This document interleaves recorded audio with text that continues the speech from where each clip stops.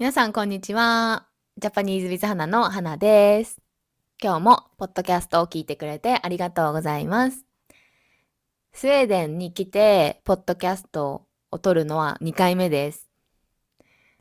1回目のポッドキャスト、皆さん聞いてくれましたか1度目のポッドキャストは、ちょっと自然の中で、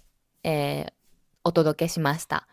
今日は、ホテルでお届けします。今日はスウェーデンに来て12日目になります。12日目。約2週間ぐらいが経ちました。で、今ちょっと事情があって、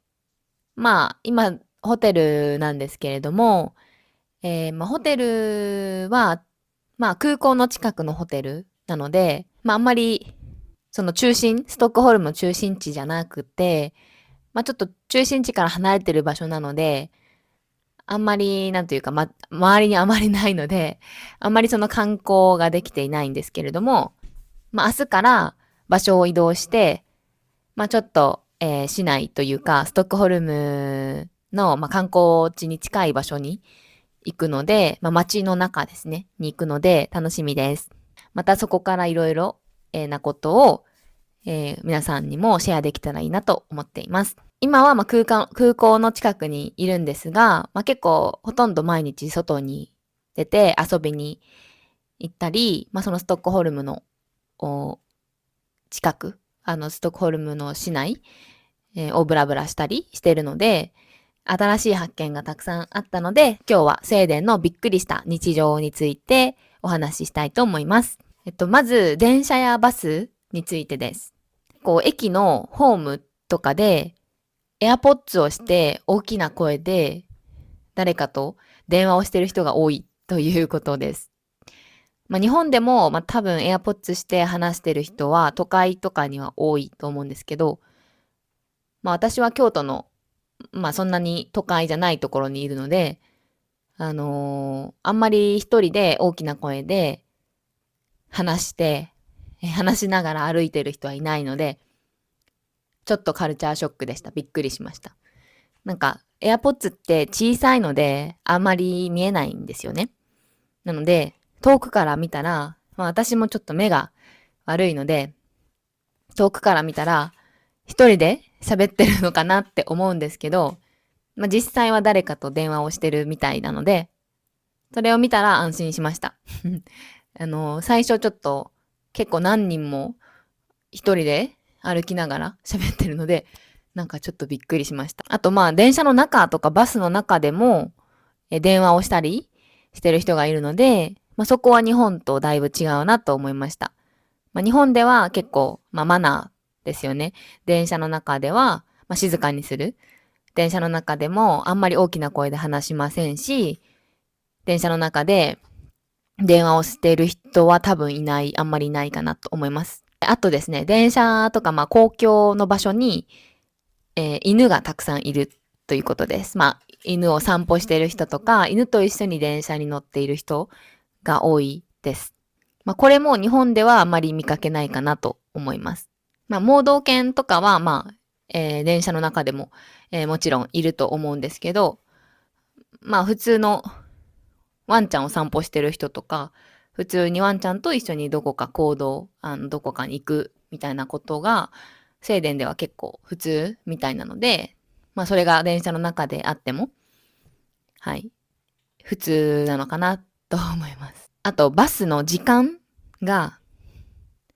結構早く出発しちゃうんですよね。例えば12時半に、バスは出発する時間です。でも、もう人が来ないなと思ったら、バスの運転手さんにもよるかもしれませんが、もう早めに出発するっていうことがあるみたいで、私も、43分ぐらいかな。43分ぐらいのバスだったんですけど、38分ぐらいに、ちょっとね、時間に余裕を持って行ったんですけど、もう出てしまっていて、はい。そこはカルチャーショックでしたね。日本だと必ず時間通りに出発して、時間通りにバスも来る。それが当たり前だと思うんですけど、こちらの人は、そういうのも時間とかはバスの運転手さん次第というか、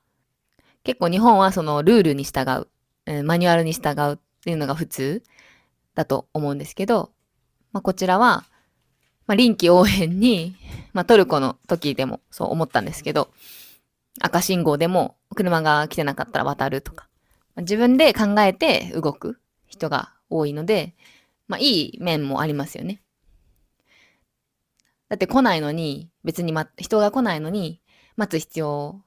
ないかもしれませんよね。ギリギリにね、行ってもダメですよね。結構ちょっと余裕を持って待つべきですよね。だから、なんだろう。日本は言ってしまえば、融通が利かない。で、こちらの人は、結構フレキシブルというか、自分の考えで動いてるという感じです。日本は、確かに電車も時間通りに来ますし、ね、時間通りに来なかったらすごい謝るっていう、なんか日本の動画を見たことがありますけど、1分でも遅れたら、えー、駅員さんが謝るとかですね。こちらの人は、すごい寛容ですし、時間もそんなに、正確ではないですが、その代わり、他の人に対しても優しいというか、寛容だなと思います。で、あと、スウェーデンはね、日本と比べてやっぱり物価が高いですけど、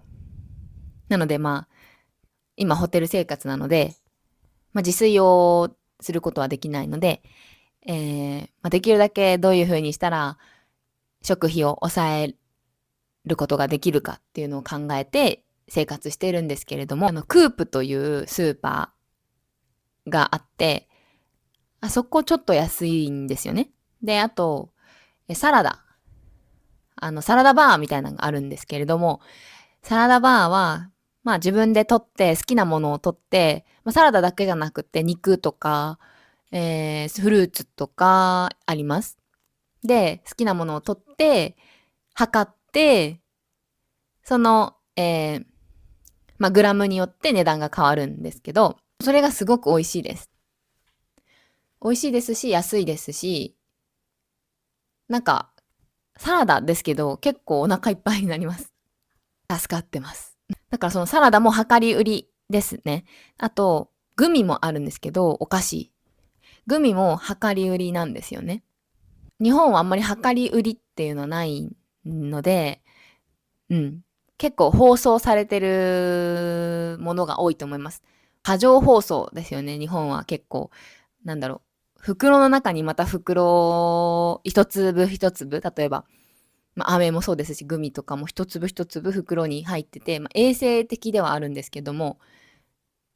スウェーデンはそういう量り売りっていうのが、日本より多いですね。こういう感じで、袋に自分が食べたい分だけいろんな種類のグミを入れることができるみたいな。日本のスーパーではあんまり見かけないですね。なので私は結構その量り売りのサラダバーと量り売りのグミを食べて生活しています。しかもグミめちゃくちゃ美味しくて、いろんな種類のグミがあるんですよね。日本では本当にそのそれぞれのグミ、あの、例えばグレープ味のグミだったら、それをね、袋に入ってるので、それだけを買って、で、レモン味のグミ、そしてそれレモン味のグミを買って、みたいな感じですけど、その量り売りのグミだと、いろんな種類の味のやつを好きな分だけ、これは3つだけとか、これは好きだからちょっと多めに取ろうとか、できるので、とってもエコだし、可愛いし、好きですね。あと、イケアですね、家具の、お店があります。スウェーデン発祥で有名ですよね。世界2番目に大きい IKEA がスウェーデンにあります。スウェーデン発祥の IKEA なので、世界で一番目に大きい IKEA がスウェーデンにあると思っていたんですが、世界で一番大きいスウェーデンは、ちょっと待って。世界で一番大きい IKEA はどこにあると思いますか？なんと、フィリピンにあるみたいです。私も知らなかったんですが、スウェーデンといえば IKEA といえばスウェーデンみたいな感じがあると思うので、一応行きました。まあ日本でもそんなに IKEA にはあんまり行かないんですが、まあせっかくの機会なので行きました。まあほんと巨大な店舗が店舗で、いろんな家具があって、まあ北欧のデザインというか、まあすごい素敵で、まあ一日中そこで時間を過ごすことができるんじゃないかなと思いました。で、初めてそのスウェーデンのまあ、料理ですね。まあ、ミートボールとか、ポテトを食べました。ちょっと値段はもっと高いのかなって思ってたんですが、ちょっと安めで良かったです。あと、まあ、今日なんですけど、昨日と今日、日本料理を食べました。ちょっと日本が恋しくなってきているので、日本料理を食べました。チョップチョップというお店と、生きがいというお店に行きました。チョップチョップは日本料理というより、まあ、日本とアジア、タイ料理とか、パッタイとかもありましたし、まあ、日本系、まあ、アジア系の料理がありました。寿司はね、本当に美味しかったです。寿司は本当に美味しかった。まあ本当にそういろいろ毎日、まあ小さなことでも違いがたくさんあって、本当に人々の生活も街並みも、生活習慣とかも全然違うので、毎日刺激的というか発見がたくさんあって面白いです。皆さんの国では電車の中で電話をしたり